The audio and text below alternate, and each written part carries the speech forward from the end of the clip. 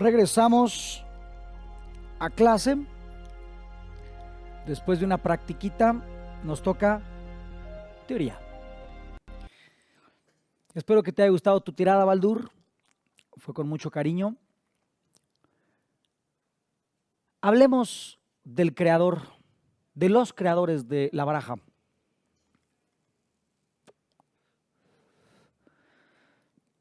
En Tarot 1 les iba a dar una clase de historia del tarot y se me fue el tiempo, ya ni se las pude dar. En este curso, a ver si me da tiempo, y si no, pues se las debo. Aleister Crowley nace en 1875, es un cuate del siglo antepasado.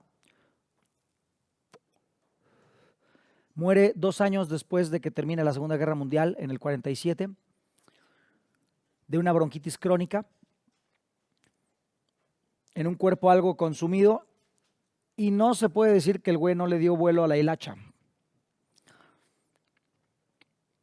Desde joven fue un tipo brillante, era campeón de ajedrez, podía jugar 3 partidas simultáneas con los ojos vendados.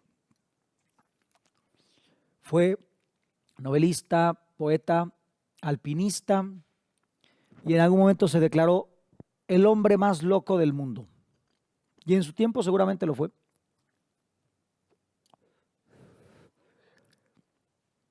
Ahora en internet te encuentras 10 más locos diario, pero en su tiempo seguramente sí lo hizo.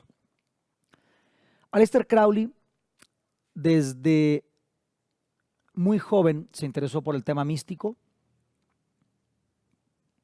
A los 20 y pocos ya andaba bien metido en Golden Dawn. Al ratito les platicaré un poquito de Golden Dawn.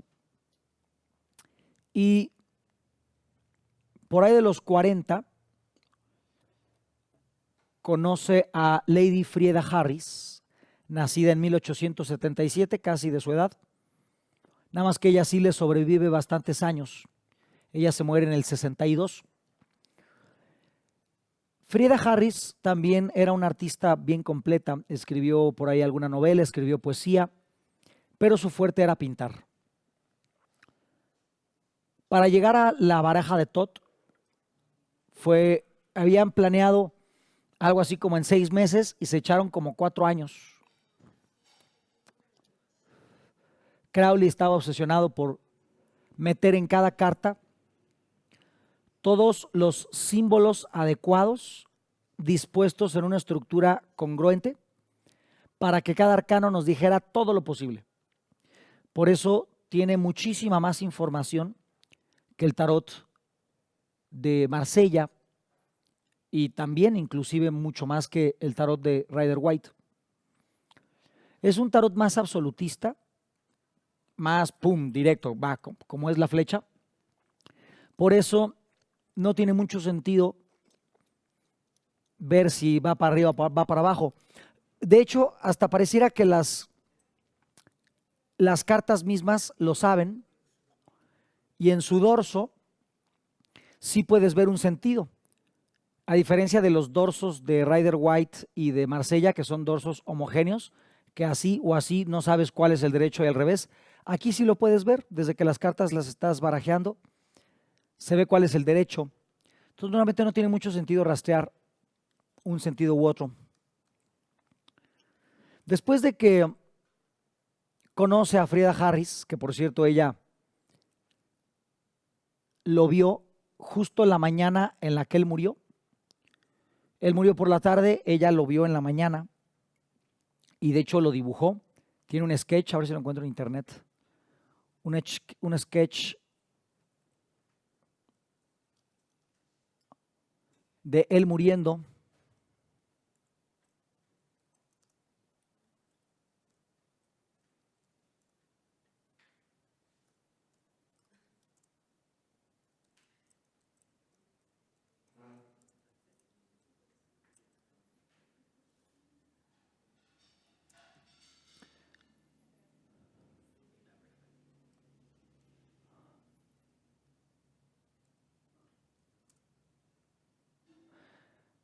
¿Me das pantalla. Ese es el sketch que ella pintó de él justo la mañana en la que la última mañana que él vivió. Para que Frieda Harris lo fuera a visitar a su lecho de muerte, nos habla de que tenían una relación muy estrecha, aunque por supuesto no ausente de problemas. Y digo que no ausente de problemas porque en algún momento tuvieron diferencias con respecto al tema de la autoría y los derechos de autor.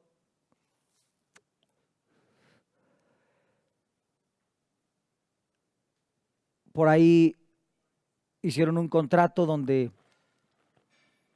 ella se iba a quedar con una tercera parte de las ganancias del tarot, él con 2/3. Y hay por ahí un merequetengue medio complicado. Al respecto, al final medio lo solucionaron, pero el respeto que se tenían uno por el otro nunca se terminó. La muerte de Aleister Crowley es significativa en el sentido de que muere como muchos otros grandes ocultistas. Es curioso, pero muchos famosos del mundo de la magia, Eliphas Levi, Aleister Crowley,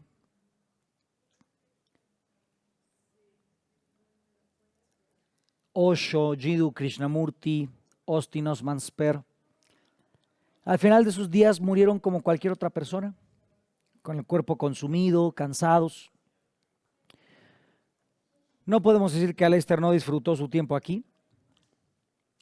Aleister Crowley era famoso por su estilo de vida desbalagado. Le dejan una herencia a sus padres al morir y él todo ese dinero lo ocupó en pachangueársela. Hay varias anécdotas en donde él siempre le gustaba tener amigos raros, vagabundos, locos, artistas, alcohólicos, científicos. Alguna vez hay una anécdota en donde se hizo amigo de una compañía de baile rusa y él empezó a patrocinar a toda la compañía, se los empezó a llevar a varios países y en un día en un país se le olvidó que estaba con las 20 cuatas y se largó a China, creo, y ahí las dejó tumbadas en un pinche país, quién sabe dónde. El tipo invirtió su dinero en viajar por el mundo. Eso es un patrón que vamos a ver en muchos ocultistas, lo vamos a ver en Paracelso, en Cornelio Agripa, en Eliphas Levi, en Nicolás Flamel. Lo vamos a ver desde Pitágoras, Platón hizo lo mismo. Vamos a ver que el viajar por el mundo te expande una conciencia, al ver gente de muchos tipos y al encontrarte con diferentes culturas, la mente se abre. Y la mente de Crowley se abrió bastante. El decir que podía jugar 3 partidos de ajedrez simultáneos nos habla de que podía imaginar de forma nítida elementos complejos y podía analizar patrones matemáticos y correlaciones entre distintos elementos de una forma potente, rápida y creativa. Eso lo hizo mamarse las sociedades ocultistas de su época. Él en Golden Dawn, a los 4 años de estar en Golden Dawn, ya había absorbido toda la enseñanza que ellos tenían. Se pasó a otras líneas ocultistas, se pasó a Otto, que eran los ocultistas que traían conocimiento oriental. Estuvo con masones, con rosacruces, con los verdaderos, algunos verdaderos gnósticos, no los gnósticos estos de Samael de mitad del siglo XX. Ese nombre Samael se lo pesca porque sí y bueno, no voy a hablar mal de la gente. El chiste es que habló con muchos ocultistas de su época y absorbió muchísima información. Así que en el tarot tot vamos a encontrar simbología, correlaciones e incluso instrucciones simbólicamente claras de ciencias místicas bastante diferentes entre sí, pero realmente conectadas, como él lo descubrió. En sus cartas vamos a encontrar correspondencias con la astrología, vamos a encontrar filosofía cabalista, vamos a encontrar cosmología egipcia, vamos a encontrar términos alquímicos, vamos a encontrar instrucciones de protocolos de magia sexual, vamos a encontrar correlaciones con el I Ching, que es un método de adivinación chino, y por supuesto, pues vamos a ver permeada toda la filosofía de Golden Dawn.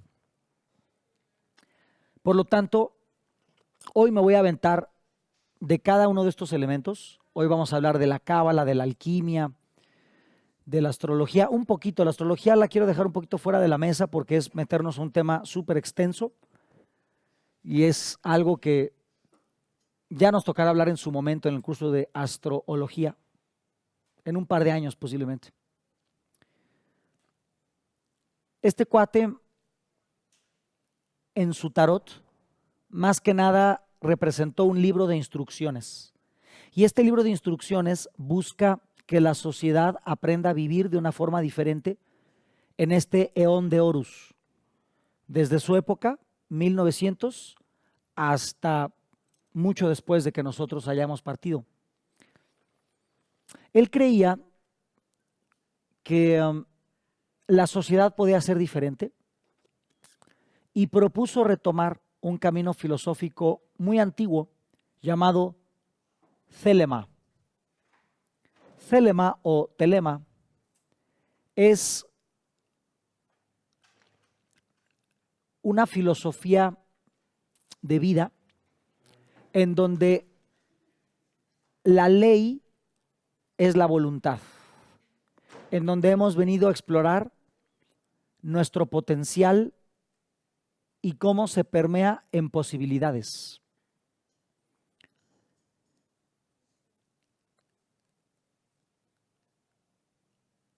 Su vida fue una demostración de eso. Él hizo lo que se le vino en gana, él hizo su voluntad. Se tomó muy en serio la oración de hágase su voluntad como en la tierra como en el cielo y dijo, bueno, pues si somos una expresión de Dios, pues que se haga mi voluntad. El cuate fue medio ninfómano, tuvo un acercamiento con la sexualidad bastante, vamos a llamarle, desparpajado. Mantuvo varios matrimonios, relaciones monógamas, polígamas, heterosexuales, homosexuales. En la búsqueda de practicar la magia sexual,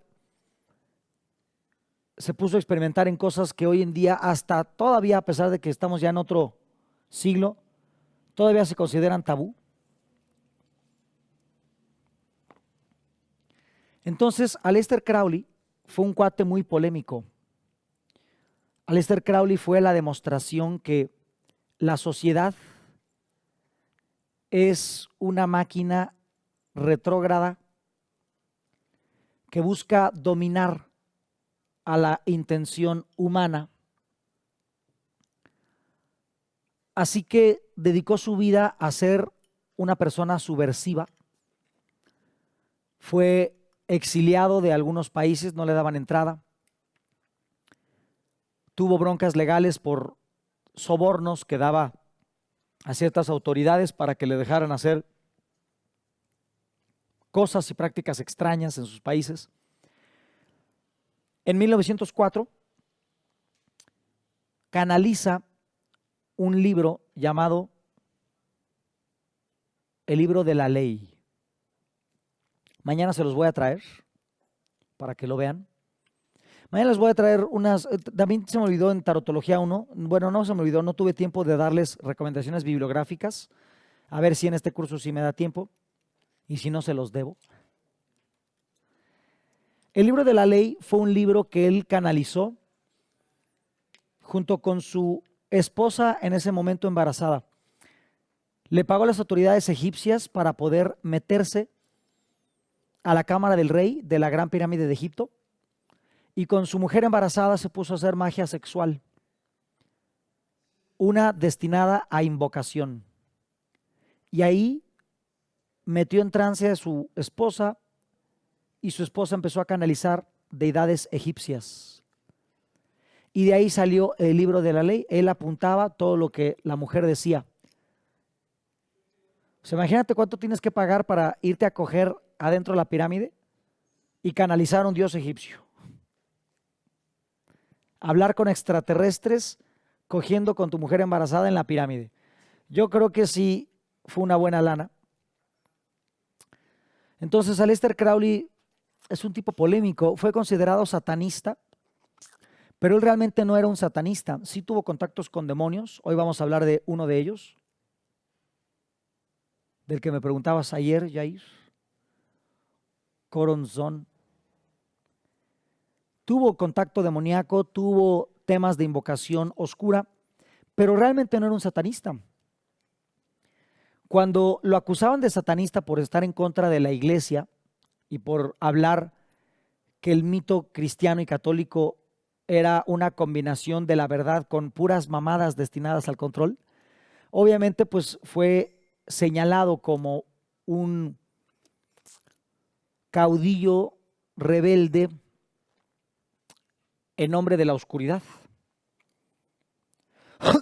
Y claro que se metió con la oscuridad, pero a veces para conocer a Dios tienes que saludar al diablo de mano. En la magia uno tiene que entender que la luz y la oscuridad son polaridades de una misma cosa. Y nuestra percepción ética y moral es un condicionamiento geopolítico, sociocultural, vinculado a la estructura de una época. Y precisamente él se vio como el profeta de una nueva época, del eón de Horus. Decía que cada época no tenía un profeta, sino muchos. Y que en la era de Isis y en la era de Osiris hubo sus propios profetas y él pretendía ser el profeta de la era de Horus, del eón de Horus. En su camino iniciático tuvo varios rituales, varias prácticas. Las más importantes son las prácticas iniciáticas de la magia de Abramelin.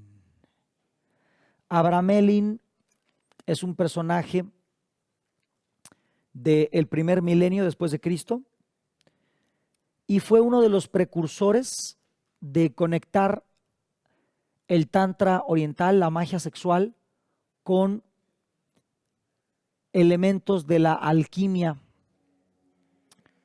árabe, con elementos de la magia primal celta.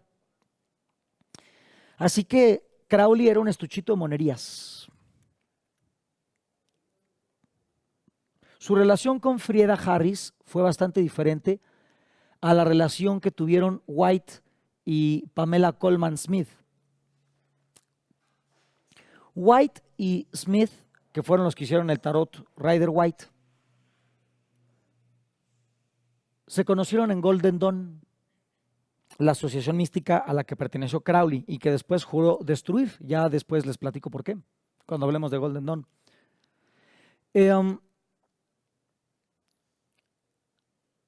White y Smith tuvieron diferencias porque Smith empezó a pintar el tarot de Rider-Waite de principio de buena gana, de buen talante, pero en algún momento se volvió casi que a fuerza, por contrato. Tanto así que Pamela Colman Smith, la ilustradora de Rider-Waite, se arrepintió hacia el final de sus días de haber participado en el tarot y de hecho pidió que su nombre fuera retirado de los créditos. El tarot White Smith y quedó como el tarot Rider-Waite. Rider haciendo alusión a el editor de la editorial que publicó el tarot Rider-Waite.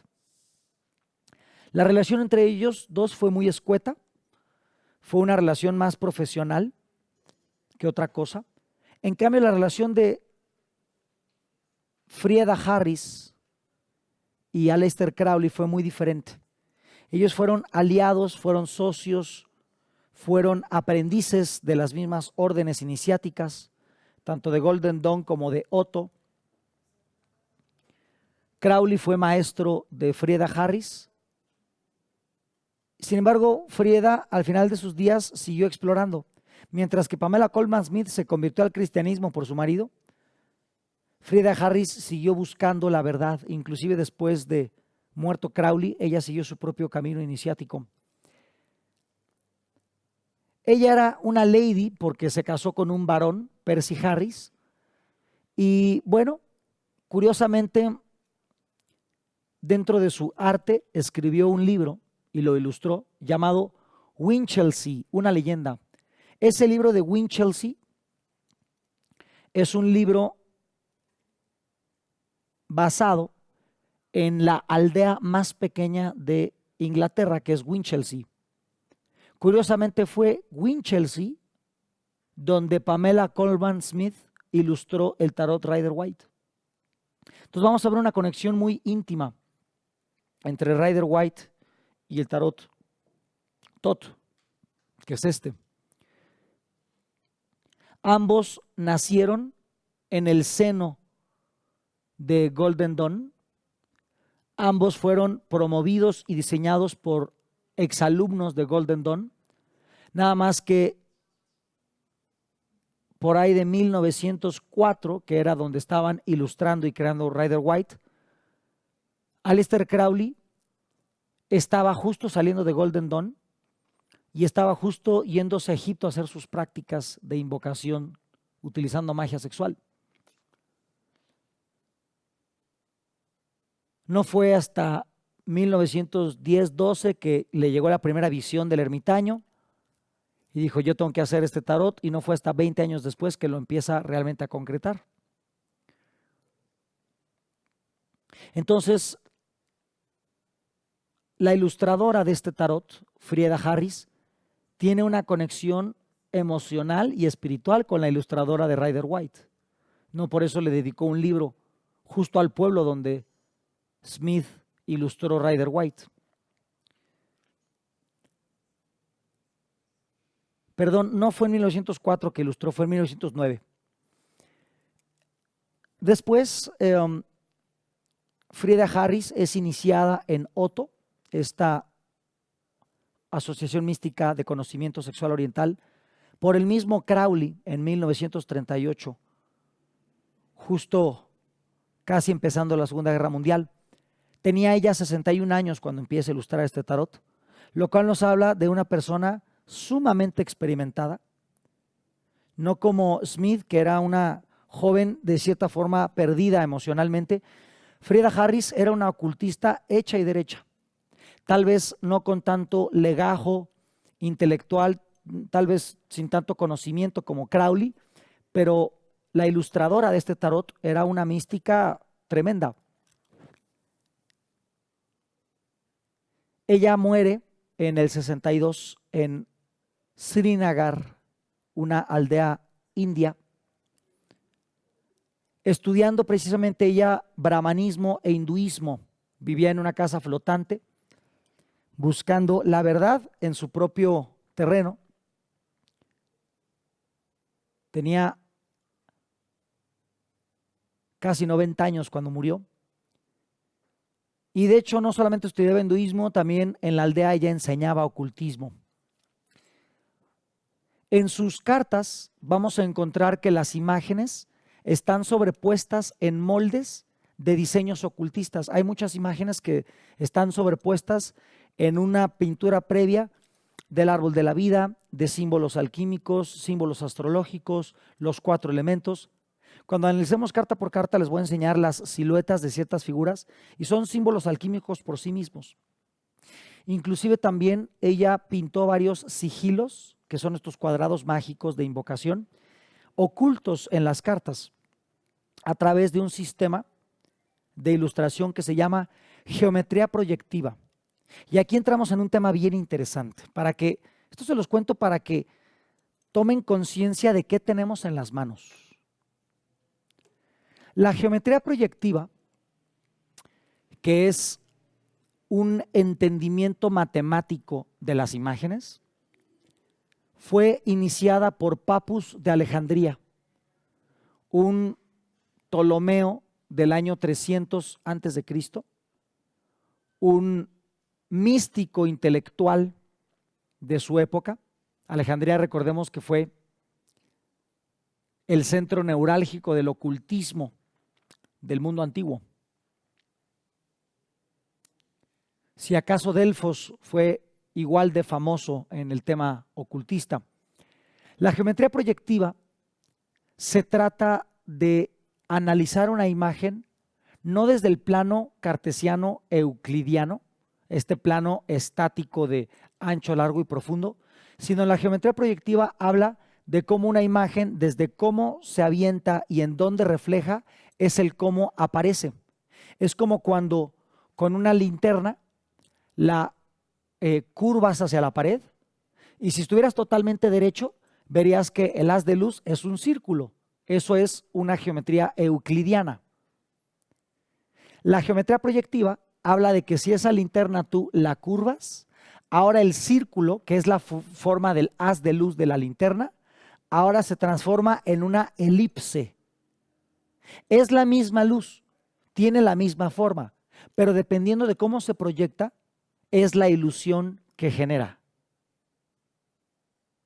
Y digo que esto es profundamente importante porque Einstein utilizó la geometría proyectiva para poder entender al universo. Decía que la mejor manera de entender los fenómenos de la gravedad y de la curvatura del tiempo y del espacio era entender los principios de la geometría proyectiva. Y no solo él habló de la geometría proyectiva, el grandioso Rudolf Steiner, el mismo creador de la antroposofía, alumno y amigo de Elena Petrovna Blavatsky, la más grande ocultista antes de Crowley. Rudolf Steiner decía: a través de la geometría sintética, que es la geometría proyectiva, pude ingresar al estado de conciencia que permite el proceso de la clarividencia. La geometría sintética o proyectiva clarifica la percepción espiritual. Quien se acerque a las matemáticas con el espíritu adecuado encontrará que hay modelos y patrones con los que la percepción supersensible puede ser alcanzada. ¿Qué quiso decir Rudolf Steiner? Quiso decir que la tela del tiempo y del espacio donde se proyectan los objetos materiales, donde las cosas existen en la tercera dimensión, obedecen a una imagen previamente proyectada por el pensamiento en la cuarta dimensión, en el plano del éter. Significa que la geometría proyectiva explica o representa de forma clara cómo es la figura de nuestros pensamientos en el mundo inmaterial. Escuchen lo que les estoy intentando decir. Pongan atención a esto que les estoy diciendo. Para que algo suceda en este plano material, la mente, lo que le llaman los toltecas el mundo nahual, lo que dirían los egipcios en el duat o los tibetanos en el bardo, en el bardo, en el duat, en el nahual, en la cuarta dimensión, en el plano etérico, nuestros pensamientos ponen el molde de lo que ha de cristalizarse en este plano. Nuestros pensamientos en la cuarta dimensión tienen una forma, tienen una estructura. Y cuando esa estructura se llena de energía, se condensan en el plano terreno, en el mundo de Asia, el mundo de la acción. Entonces, un clarividente puede ver el futuro, puede ver profecías, puede ver el pensamiento colectivo que está generando Y la manera en la que se ve ese pensamiento, con esa clarividencia, es con imágenes estilo geometría proyectiva, como si nuestro pensamiento se plasmara en cierto ángulo y perspectiva en la tela de la cuarta dimensión, en el plano etérico, en el mar de éter. Y esa geometría proyectiva, esa imagen angulada, es lo que termina concretándose para pasar a la geometría euclidiana de la tercera dimensión, del largo, ancho y profundo. Significa que la geometría matemática base de este tarot está hecha en la forma que tienen los sueños. Significa que cada una de estas cartas es meternos a la cuarta dimensión, meternos al mundo de la proyección. ¿Y qué es eso? Es el mundo de Yetzirah, el mundo de la mente, el mundo de los arquetipos. Por eso estas figuras a veces pueden parecer muy raras, pueden tener patrones anatómicos extraños.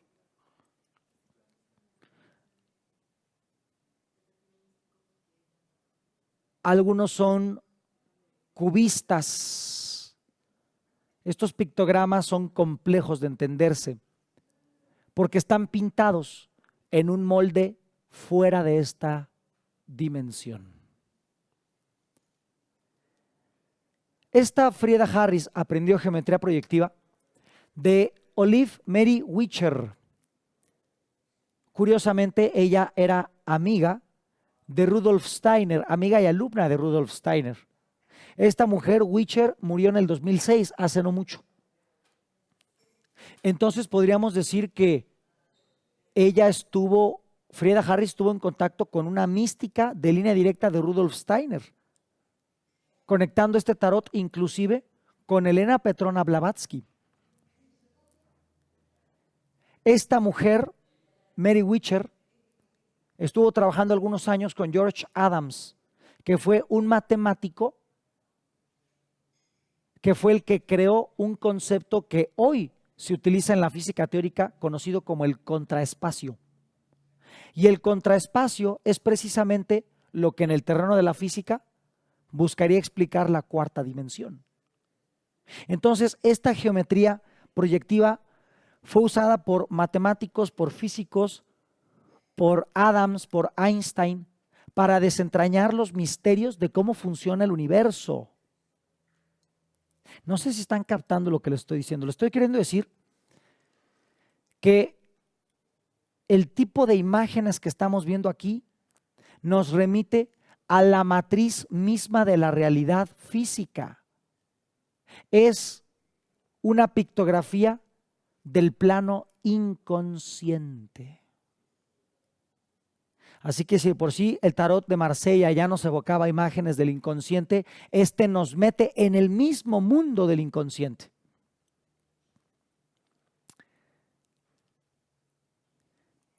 Frieda Harris fue una buscadora absolutamente comprometida con este tarot. De hecho, como estuvo pintando en tiempo de guerra, le mandó una carta a Aleister Crowley diciéndole, oye, si algo pasa, o sea, porque estuvo pintando en Inglaterra, y esta carta se la envía a Crowley después de los 2 días de bombardeo más intenso de los nazis encima de Londres.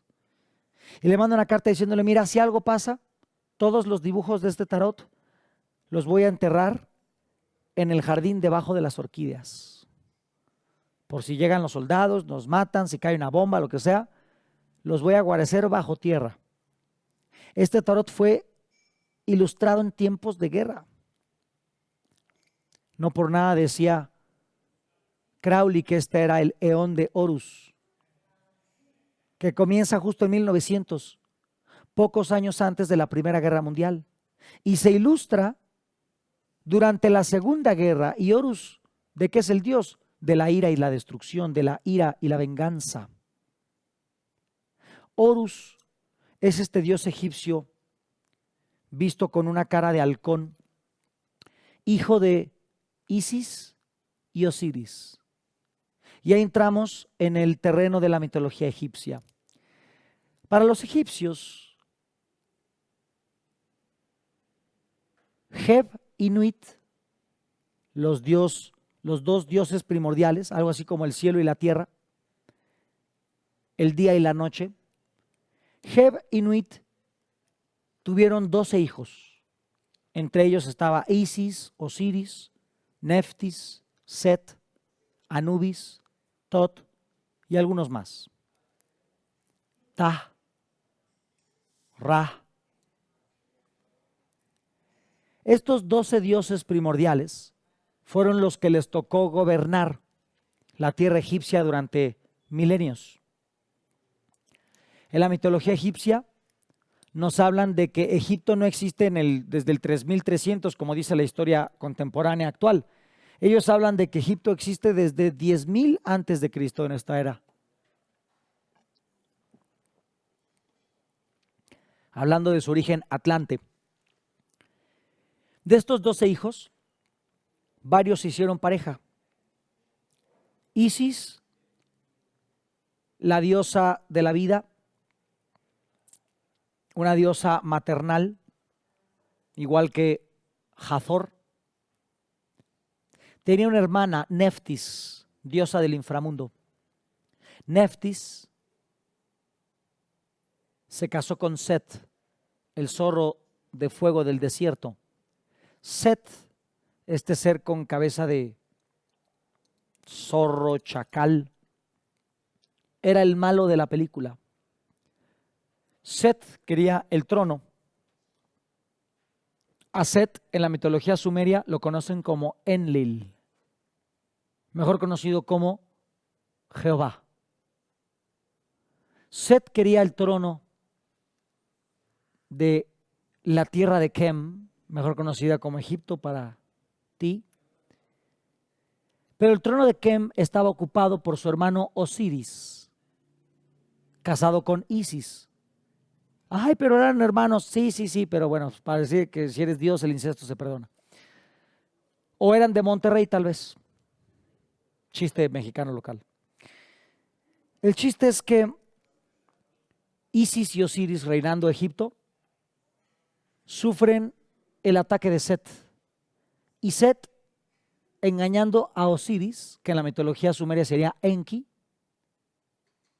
el dios de las aguas, es asesinado. Y Set, no contento con asesinar a Osiris, desmembró su cuerpo porque sabía que Isis, la diosa de la vida, podía trabajar con Anubis, otra deidad que controlaba el paso de la vida a la muerte, y podía revivir a Osiris. Así que lo que hizo fue despedazar el cuerpo y esconder pedazos de Osiris por toda la tierra. Así que Isis, junto con Anubis, Tot y la ayuda de otros dioses, empezaron a juntar los pedazos del dios agonizante Osiris. Los encontraron todos, menos, ¿cuál pedazo creen ustedes? El falo de Osiris no fue encontrado. Así que Tot le hizo un falo de oro, una golden gun. Y entonces Osiris regresó a la vida, resucitando. Sin embargo, su hijo, Horus, que en la mitología sumeria le conocen como Marduk, Horus dedicó su vida a vengar el asesinato de su padre. Y hay una eterna lucha entre Horus y Set.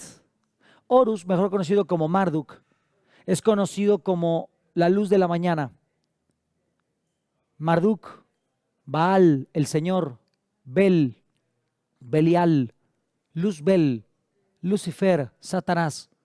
Y esa guerra entre Horus y Set, entre Satanás y Enlil, mejor conocido como Jehová, entre Lucifer y Jehová, es una guerra que hasta el día de hoy se nos representa inclusive en otras religiones más contemporáneas y famosas que la egipcia.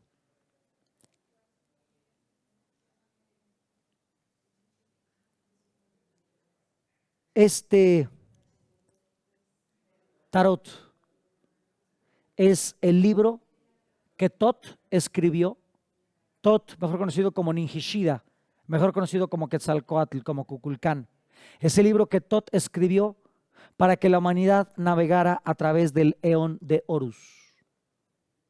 Significa que Quetzalcóatl, Hermes o Tot, el mismo ser que les enseñó aquí a los toltecas y a los mayas a hacer pirámides, conocido como Kukulcán por los mayas, como Quetzalcóatl por los toltecas, este mismo Dios que les enseñó a hacer calendarios, a hacer construcciones, los números y las letras, es el mismo Dios que ordena y canaliza la creación de este tarot. ¿Y qué es un calendario? Una forma de medir el tiempo.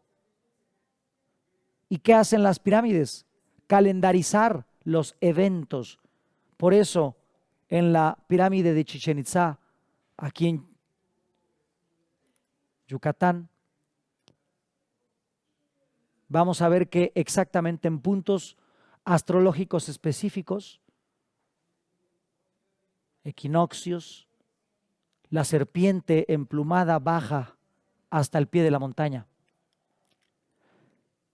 El tarot Tot es, al igual que un calendario, un sistema para medir el tiempo. Es una cronometrología. Es un libro para entender en qué punto del tiempo de este eón estamos y qué es lo que se está desarrollando. Por eso quise abrir el día de hoy con una primera tirada hablando de lo cronológico, los meses del año. Porque la aplicación directa sobre el tiempo de este tarot es mucho más precisa que otros.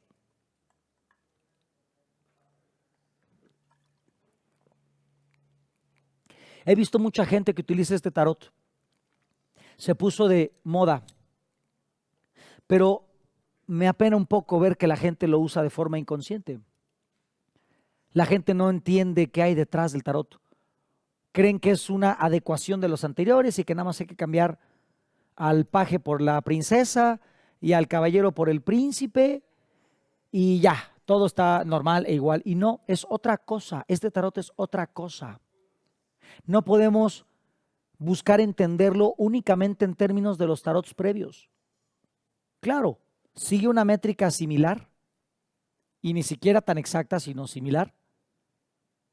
Pero cada arcano te habla de un proceso de evolución de la conciencia. Por eso este tarot se lo leo a los místicos. Este tarot no se lo leo a cualquier hijo de vecina. Se lo leo a los iniciados. Porque cada carta representa un estadio de entre lo que somos a lo que habremos de venir a convertirnos.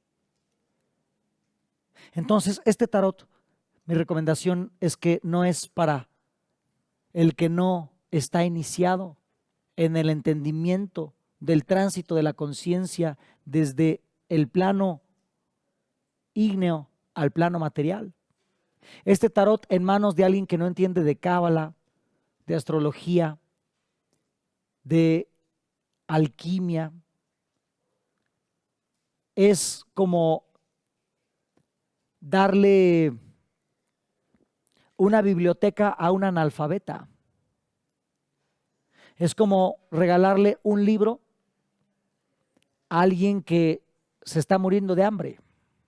Y el libro no se trata de agricultura. Este tarot lo decidí dejar hasta este nivel 2 porque necesitamos tener la base del entendimiento métrico del tarot. Pero aquí nos colocamos en un punto de internarnos en algo más, de meternos al reino de Nuit, al reino de la noche, al reino de la oscuridad, del inconsciente, donde todas las ciencias arquetípicas confluyen en una sola. Por eso este tarot lo dejamos hasta este punto del camino. Esta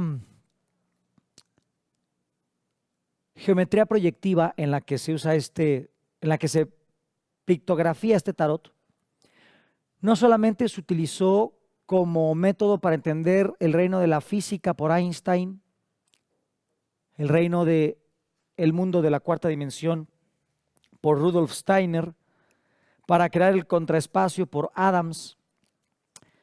Cecil Frederick, un seguidor de Crowley, se dedicó mucho tiempo a la magia sexual. De hecho, él era maestro de magia sexual. Pero cuando empieza a aprender de ciertos matemáticos geometría proyectiva, decía que la geometría proyectiva era más segura que la magia sexual. Y dejó de enseñar magia sexual y empezó a enseñar geometría proyectiva. ¿Qué es la magia sexual? La magia sexual es el arte de amplificar los estados de conciencia utilizando el sexo y la energía que ahí se produce para estimular una catapulta de la psiquis donde nos proyecte a una percepción diferente a la material.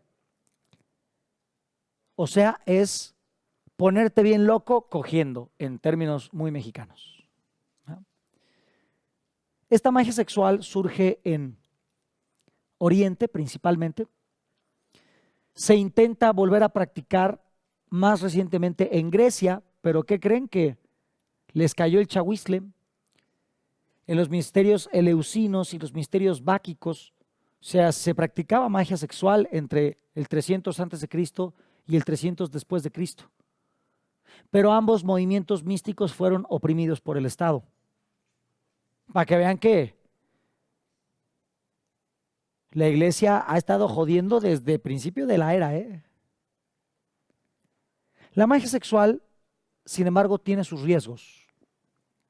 Creo que uno de esos riesgos fue en el que cayó Aleister, que es el exceso, el desenfreno y el materializar cosas sin pensar en el precio.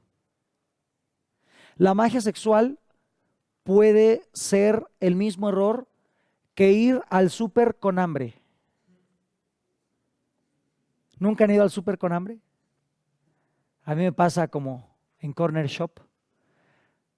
Como a mí ya no tengo tiempo ni ganas de meterme en un súper a que me pongan un cubrebocas y a que las señoras me vean raro, prefiero pedir mi súper por una aplicación. Y entonces, si sé que tengo hambre, primero como y después me meto a Corner Shop. Porque cuando tienes hambre, ¿qué haces? Todo te gusta. Todo quieres. Y te engolosinas, ¿va? Y luego ahí se manda pudriendo comida en el refri. El riesgo de la magia sexual es igual. Si eres una persona que tiene represiones, inhibiciones, actos que te provoquen curiosidad, entonces la magia sexual pues puede llevarte a ciertos excesos, a ciertas malas praxis. Y el riesgo tiene que ver precisamente con la conciencia, con la forma en la que tu mente va a responder ante ciertos estímulos. Si de por sí los temas tabús, vean cómo tienen a la gente. Observen la cara de la gente que se espanta desde que hablas de pene o vagina. Gente que las toma como malas palabras. No, hombre, si conozco 20 malas palabras para pene y vagina, esas son las palabras anatómicas. Observen la cara de la gente cuando se hablan de temas tabús como pornografía, como el Kama Sutra, como el Tantra, como cosas así. Si todavía al día de hoy el tema, le resulta un shock a la mente y nada más hablarlo por encimita. Ahora imagínate hablar de los protocolos de las prácticas, ahora imagínate llevar las prácticas a cabo, pues obviamente no cualquier mente está preparada. Sobre todo no después de 1700 años de condicionamiento de la Iglesia Católica, donde su principal símbolo es poner a un cuate destruido, torturado, azotado y muriendo encima de una cruz, cuando la cruz es un mensaje al inconsciente de la unión sexual entre el yoni y el lingam. Pene y vagina en términos normales. Entonces, si en la cultura nos hacen pensar que el sexo es malo, pecaminoso, destructivo y digno de sentir culpa, entonces, pues obviamente la magia sexual hasta el día de hoy tiene sus riesgos en gente apretada. En la mente de los moguls, que además de ser moguls son tradicionalistas, ortodoxos, aguafiestas y de hueva, entonces la magia sexual tiene un montón de riesgos. Porque o les destapa la llave de un jugo que los va a engordar, o el shock de ciertas cuestiones les va a hacer más inhibiciones y más represiones de las que se les busca quitar. Entonces, por eso me imagino que tenía que ver con eso lo que decía Frederick, que si de todos modos la geometría proyectiva nos ayudaba a entrar en estados alterados de conciencia, entonces tal vez la magia sexual no era absolutamente necesaria y podíamos utilizar esa geometría proyectiva para entrar en esos estados alterados de la conciencia. Todo esto se los platico para que entiendan qué tienen en las manos. En las manos, cuando tocan un tarot tot, tienen una galería de arte astral. Tienen una entrada al mundo de los arquetipos psicoplanetarios. Por eso no es cualquier cosa, ¿verdad? No es como leer el tarot de los gatitos y de las hadas y el oráculo de los angelitos, ¿verdad? Con sus alitas y sus armaduras y sus pendejadas.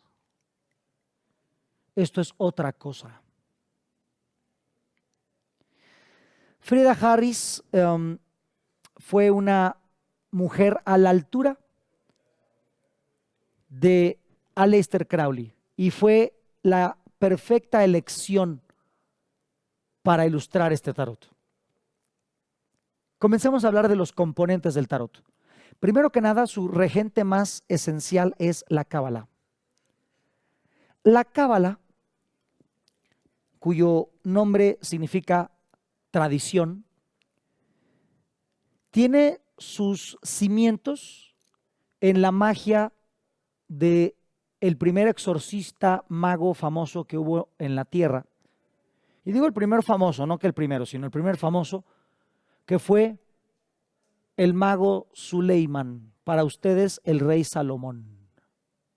El rey Salomón levantó su templo en Jerusalén con la ayuda de los mismísimos demonios, impulsándolos con las instrucciones de sus símbolos, hablándoles por el Shem, hablándoles por su nombre. Construye un templo que, a pesar de que fue destruido en varias ocasiones, en los cimientos quedaron varios secretos. Secretos que descubrieron los caballeros templarios, los pobres caballeros del templo del rey Salomón, así se llamaban, por eso son templarios, por el templo de Salomón. Y debajo del templo de Salomón encontraron algo que después Crowley a su forma también encontró, que fueron métodos de invocación. En el templo de Salomón encontraron cómo canalizar, cómo contactar con un ser, con una entidad que hoy es llamada de forma acronomástica Baphomet. Y a partir de eso los templarios se volvieron místicos con un poderío económico y militar que hasta el mismo Papa Clemente IV se espantó en la Edad Media. Por eso los mandaron matar. La cábala inicia en esas tribus semitas, se fortalece con el rey Salomón, pero no es hasta el primer siglo que surge el siglo después de Cristo, la primera escuela de cábala llamada Merkabah. Y Merkabah significa carro o vehículo, que precisamente tiene esta forma, una forma de dos tetraedros unidos, encontrados uno contra otro. El Merkabah es nuestro vehículo interdimensional con el cual podemos pasar a otros planos, del mundo de Asia al mundo de Yetzirah, etc. La cábala, en esencia, esta tradición, busca que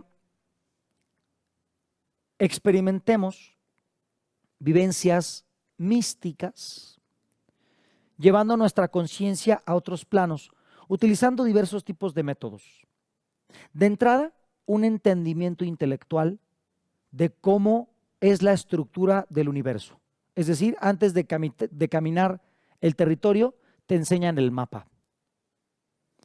Este mapa y estas experiencias que describe la cábala ya habían sido descritas por los egipcios en un libro que se llama El libro de la venida del día. Suena raro y suena medio sexoso, pero así se llama ese libro.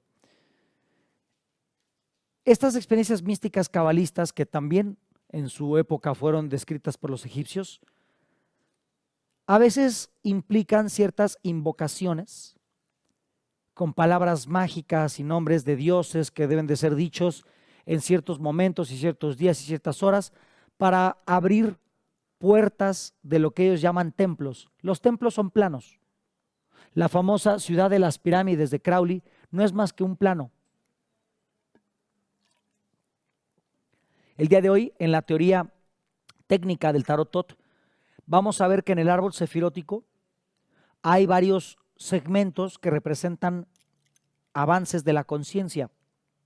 Y en la cábala te buscaban dar el mapa de cómo tu conciencia puede filtrarse en esos otros planos. La cábala podríamos decir que se asienta en tres pilares de tres escritos. El Sefer HaZohar, el famoso libro de los esplendores. El Sefer Yetzirah, el libro de la formación. Yetzirah justamente es el plano de la formación. Y el Sefer HaBahir, que significa el libro de la luz. Estos tres libros, ya como compendio registrado y escrito, por primera vez se publican en un libro tal y como lo conocemos, por ahí de 1500, 1600. Hubo varios cabalistas famosos, Moshes de León, del año 1200, él escribía en arameo. Isaac Luria, de los más famosos cabalistas, él es del año 1500 por ahí. El rabino Moshe Cordovero, también de 1500. Ahí se sientan ya las bases del estudio práctico de la cábala, que podríamos considerar la parte ocultista o mística de los judíos o del judaísmo. Después hay varios movimientos, el movimiento hasídico, el movimiento de Baal Shem Tov, o mejor conocido como el Señor del Mundo. Son movimientos que ocurren a partir de más o menos 1700. Hay algunos otros chispazos previos a esto, sobre todo en la Academia Platónica de Florencia, una academia que fue fundada por Lorenzo di Medici, el mismo que empezó a traducir textos místicos como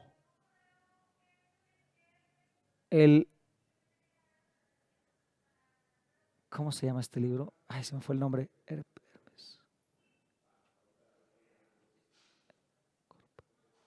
El Hermes Corpus, ay, el libro famosísimo, el Corpus Hermeticum. Dios mío, ¿cómo se me va a olvidar? El Corpus Hermeticum fue retraducido precisamente en esta academia platónica, una academia que buscaba defender la filosofía de Platón, uno de los primeros ocultistas en el mundo helénico. En esta academia platónica Giovanni Mirandola y Sharei Orah son precursores de los movimientos cabalistas que ocurrieron después de ellos. Otros ocultistas también toman un poco de este conocimiento. Tenemos al famosísimo Cornelio Agripa, tenemos a Oedipus Egyptacus. Son, bueno, sobre todo Agripa, muy famoso por sus 3 libros del Tratado de Filosofía Oculta. Son entramados donde nos hacen ver la cábala como la matemática del pensamiento humano, cómo a través de ciertos símbolos, palabras, significados y correspondencias, nuestra mente tiene una estructura que busca imitar la estructura de la mente de Dios. Por lo tanto, la cábala o la tradición es la búsqueda de conectar nuestra conciencia de tercera dimensión, Malkuth, el reino, con la conciencia de dimensiones superiores. De entrada con Tiferet, el sol, la conciencia solar, tu ser de quinta dimensión, y siguiendo el camino derecho, pasando por Dad, la conciencia del conocimiento de la novena dimensión, el sefirote invisible, hasta llegar a Keter, la corona, la 11ª dimensión. La cábala busca que nosotros, la criatura, la creación, nos reunamos con el Creador, pasando desde el mundo de la acción hacia hasta el mundo del arquetipo, de la emanación, Atziluth, donde vive Keter, Dios en su palacio de la 11ª dimensión. Esta cábala o este entendimiento se sostiene en la práctica ritual a través del método de la correspondencia. La correspondencia era lo que les platicaba hace 2 o 3 días en Tarot 1, en donde el sefirote 5, por ejemplo, Geburá, es el sefirote regido por Marte, y Marte es el dios de la guerra, Ares, es acción. Como el planeta Marte, que es rojo, rojo como el hierro, el metal de las armas, rojo como la sangre que se derrama en las guerras, y precisamente Marte es el dios de la guerra. Marte, que le salió hace ratito en la carta de 9 de espadas a Baldur. Marte representa el hierro de la espada, el rojo de la sangre, y justamente aquí arriba tenemos el símbolo de Marte. ¿Y de qué nos habla la carta? De crueldad. Entonces, las correspondencias, que es la relación entre conceptos y objetos, una relación que es más allá de lo físico, una relación que se encuentra con una percepción espiritual. Esta correspondencia en donde 5 es Marte, 5 es acción, 5 es movimiento, 5 es conflicto, es Pachad, es miedo, es Geburá, es severidad, es destrucción, es caos, es hierro, es Marte, es Ares, es Marduk. La correspondencia es un sistema para clasificar seres, ideas, la mónada, átomos, frecuencias, paquetes de datos, paquetes de energía, y a cada una de estas informaciones asignarle un nombre, un símbolo, una idea. Y estos símbolos y estas ideas se interconectan.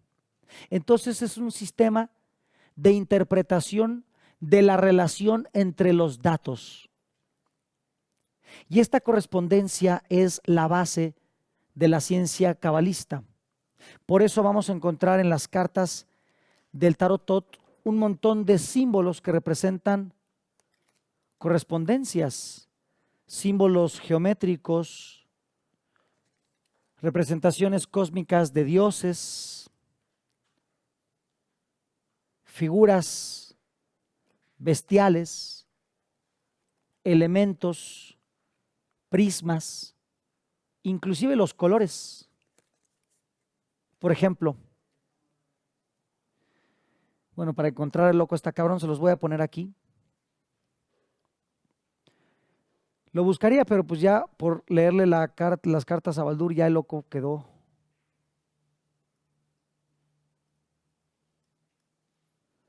¿Me das pantalla, Capi? Una correspondencia, por ejemplo, en el primer arcano de Todd Crowley, es la correspondencia de los colores de loco. ¿Qué colores son? Verde y dorado. ¿Por qué verde y dorado? Porque loco representa la unión de la luz divina, la luz dorada, la luz de la fuente, con el verde de la tierra, de la naturaleza. Es la unión entre el cielo y la tierra, el principio de la creación. ¿Y qué es el loco? La chispa creativa.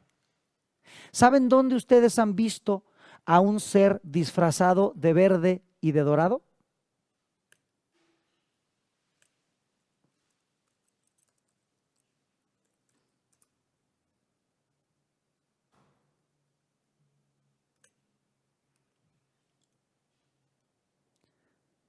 En la iconografía pop de el dios de la locura, Loki, vestido de verde y dorado.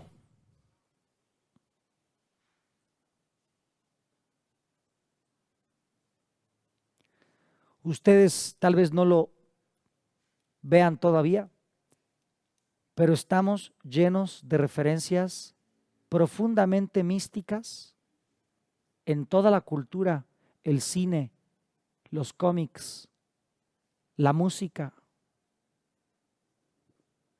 Este dios verde y dorado que representa a Loki, el loco, dentro de la iconografía de Marvel Comics en su Cinematic Universe, que no es el mismo universo de los cómics, que sería la Tierra 616. Creo que el mundo de el Marvel Cinematographic Universe es la Tierra 2840, algo así. En esta historia, en esta representación, Loki es un dios que viene de Asgard, un dios que aparenta ser humano, pero realmente viene del mundo del hielo, y el mundo del hielo es la oscuridad, Jotunheim. Y este dios, que nace de la oscuridad aparentando ser luz, es precisamente el vehículo que en la saga de Marvel Comics trae a los dos villanos más importantes ejes de todas las películas de Marvel. El primero, que es Thanos, este dios morado que representa transformación, este dios que está enamorado de la muerte y que quiere matar a la mitad del universo. Las primeras 20 películas de Marvel Comics se tratan de ese güey. Hasta en la última ya que se lo chingan, pero es el eje conductor de todas las películas. ¿Y quién lo trajo? Loki, en la primera película de los Avengers.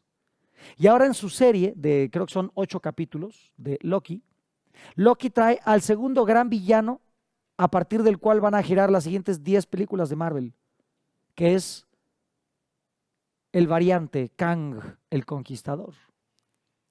Entonces, como un personaje que parece un villanillo por ahí, es la clave para que todo su cine funcione. ¿Y quién es este cuate? El loco. Y precisamente en esa serie, en los últimos episodios, nos muestran a un Loki cocodrilo. Y los que ven la serie dijeron, ay, ahora sí se la mamaron. ¿Para qué meten a un Loki cocodrilo? ¿Qué es esa pendejada?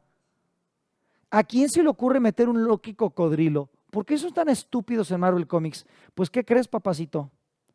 Si observas el arcano de loco, ¿Qué crees que hay ahí? Un cocodrilo que representa a Sebek, una deidad egipcia que habla de la transmutación. Sebek el carnívoro, aquel que devora para que lo nuevo pueda ser creado. Curiosamente, en los mismos capítulos de Loki, ese cocodrilo le arranca y le come la mano a otro Loki. La verdad es que el día en que ustedes vean las películas con el ojo místico, se van a dar cuenta de muchas cosas y se van a dar cuenta de por qué el cine es de las industrias que más dinero generan hoy en el mundo. Especialmente, ¿saben cuál fue la película más taquillera de toda la historia? Avengers Endgame, que es la película en donde logran por fin matar al villano que este güey trajo. Y es la película más taquillera de toda la historia humana.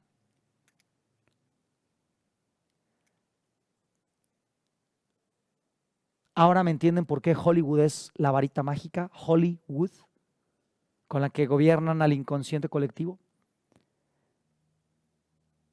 Hay muchísimos mensajes ocultos para quien sabe a dónde mirar. Si quieres, ya quítame a Loki. Regresando con nuestro tema, la cábala, que representa correspondencias, es una manera de canalizar atributos de una propiedad hacia otros a través de esas correspondencias. Por ejemplo, ¿por qué creen ustedes que yo tengo esta calavera en mi mesa de tarot? La calavera representa aquello que ha de ser muerto y destruido para volver a renacer. En cuarzo verde,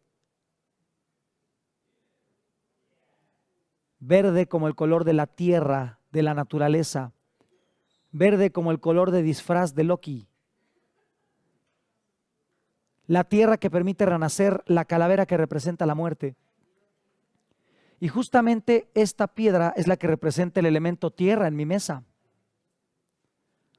Todo es una correspondencia. Todo está conectado. Todo trata de vincularse con todo. Cuando empezamos a pensar en estas correlaciones, en estas correspondencias, que recuerden que los que fueron a el curso de iniciación a la magia, vimos que el principio de correspondencia es la cuarta de las 7 dinámicas de la magia. En la correspondencia nosotros vamos a utilizar símbolos y vamos a utilizar objetos para poder traer información, canalizar energía astral. Cada una de estas cartas del Tarot Tot utiliza un sistema profundo de correspondencias. Cuando tu mente empieza a pensar constantemente en estas correspondencias y empiezas a verlas en todos lados, comprendes una naturaleza exaltada, una naturaleza en donde el mundo tiene una forma perfecta. Cuando cambias tu interpretación de lo que ves y empiezas a encontrar las correspondencias, dentro de ti se gesta una especie de armonía interna constante, donde aceptas que la vida y la naturaleza son perfectas, donde el cosmos es una historia absoluta de balance. Y en esta historia absoluta de balance, nada sobra, nada falta, no hay bien, no hay mal. Todo es como debe de ser, no como tú necesitas que sea.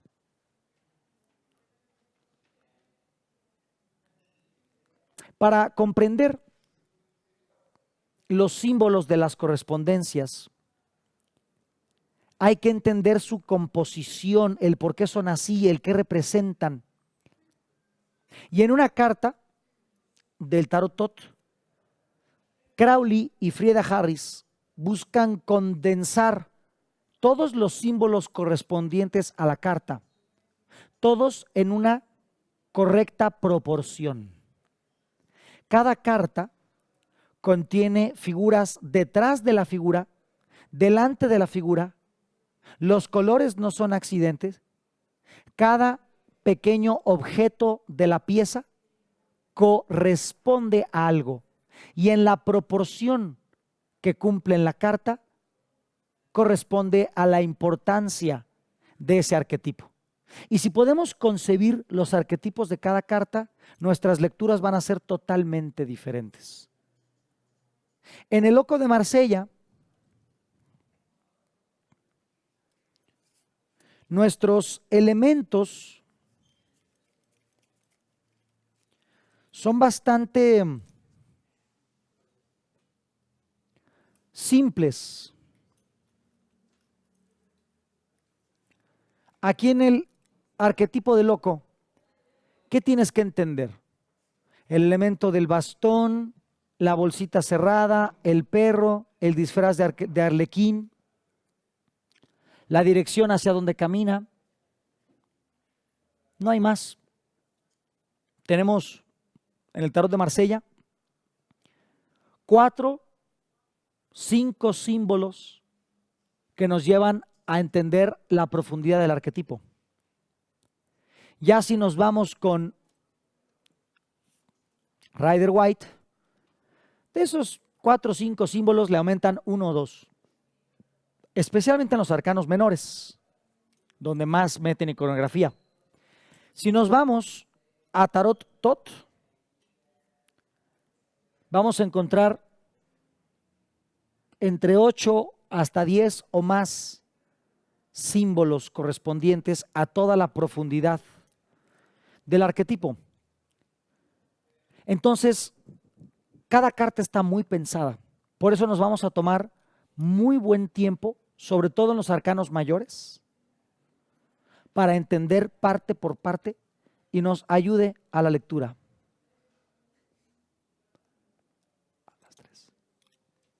En 15. Entonces, en la Cábala también se nos enseña el árbol de la vida. El árbol de la vida tiene que estudiarse tan profundamente que podamos verlo permearse en todas las cosas. Vamos a hablar un poquito del árbol de la vida. Déjenme ponerles una imagen.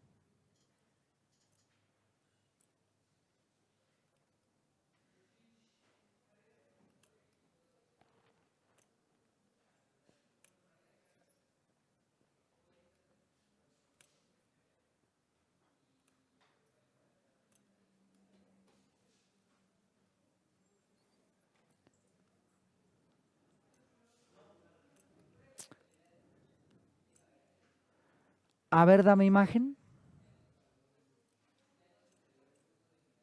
¿Ellos ya están viendo esto? Ya.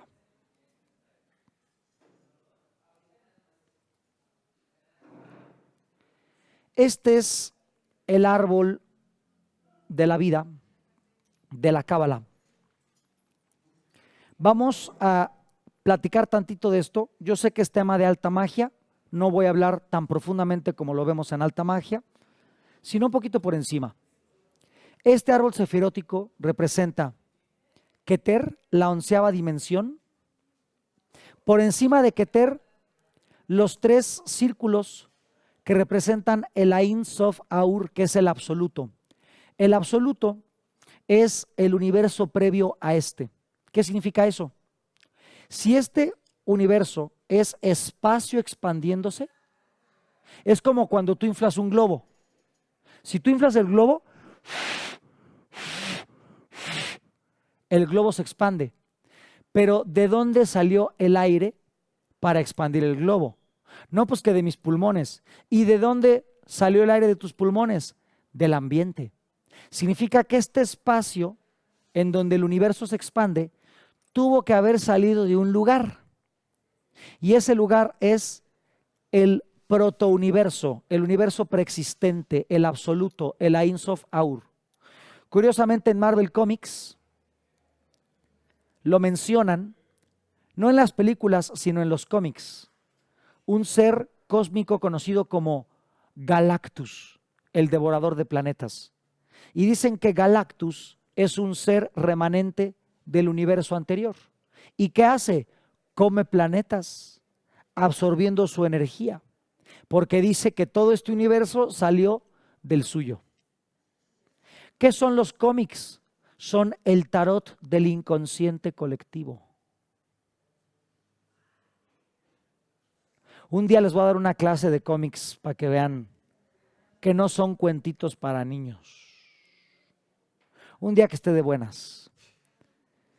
Keter, o la 11ª dimensión, es Dios que vive en ese plano de la fuente apenas existente a partir de la Ein Sof Aur.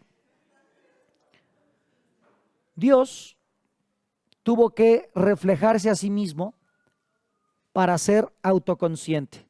Y de ahí surge la intención de crear. Esta intención creativa, regida por el planeta Cronos, el tiempo o Saturno, en donde vive una diosa protectora llamada Babalón. Más adelante hablaremos de Babalón por algunas razones. De ahí surge desde el deseo de crear hasta la capacidad de crear. En Chesed, la luna blanca. 1, 2, 3, 4.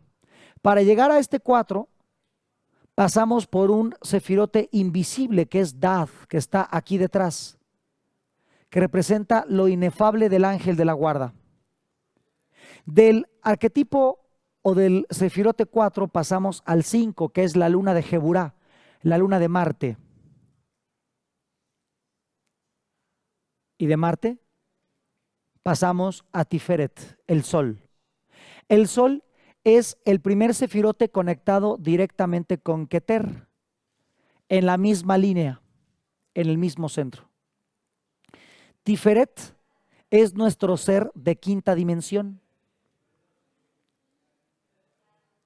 Y este ser de 5ª dimensión va a buscar descender a estos planos materiales a través del sefirote de Netzach y de Jod, que serían Venus y Mercurio.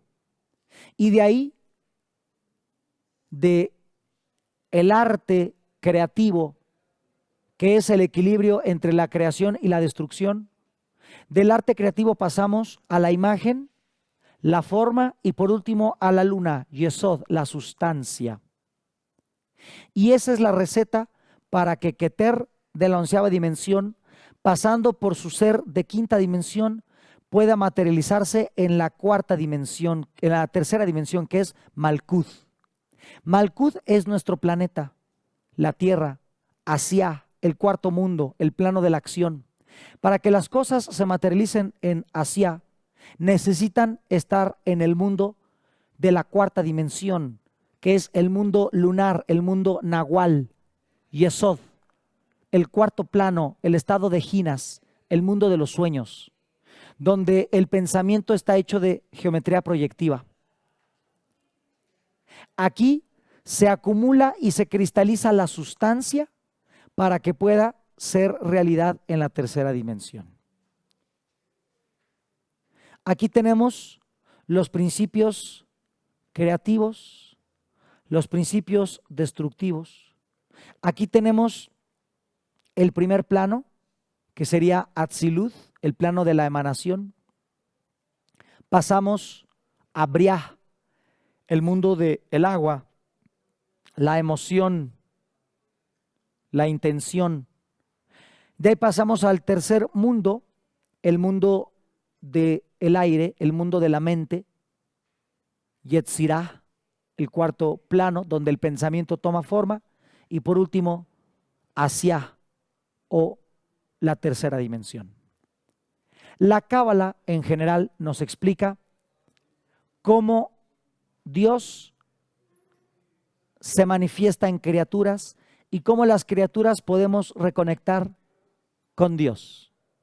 Esto es la base de entender el siguiente paso teórico de cómo se conecta el tarot con la cábala, que es el camino del ángel. Pero antes de entrar en cosas tan raras, vamos a comer.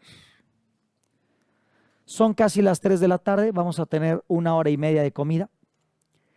Regresamos yo creo que con una tiradita para que no nos durmamos y después de la tiradita seguimos con la teoría. Vamos a seguir hablando de cábala, un poquitín, una embarradita de astrología, alquimia, I Ching y algunas cosas más para entender de qué tratan estas pinches cartas. Nos vemos 4:30 de regreso, 4:30. Buen provecho, vamos a comer.